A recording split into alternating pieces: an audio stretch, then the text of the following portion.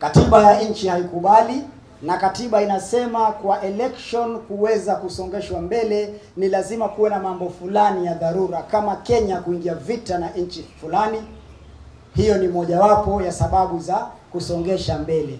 Lakini hii ya kuona mwenzako mumeshindwa watu 7-8 kumpiga vita, ya kuona wevi ya wananchi imekataa, ya kuona Wakenya wamechoka na wanataka kumuondoa punda mamlakani, kisha mnatafuta njia ya kiimla ya kutaka kusongesha election hadi 2023 ama 25, hiyo hatutakubali. Sisi tuliofanya kazi vizuri, Hustlers Nation, hatuogopi kwenda katika debe 2022.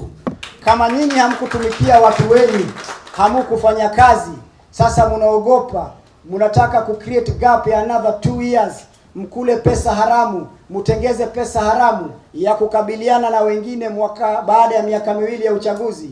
Hiyo tunasema hatutakubali. Na kwa wale wabunge ambao wanaona labda kuongezewa miaka 2 ni mshahara nyingine ya miaka 2, ole wenyu.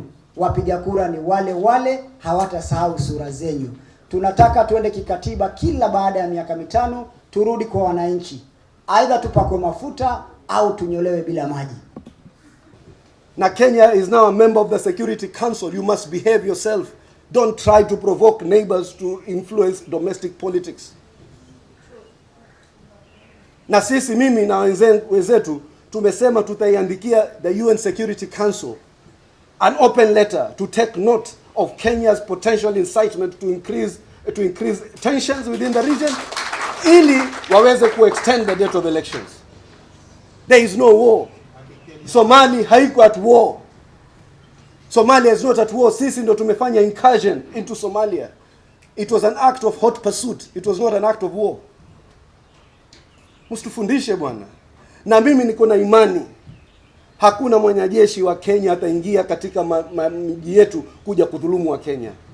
Kila mtu akishapata chanjo, basi kila kitu tunaweza kufanya kulingana na vile ambavyo nchi ilivyo.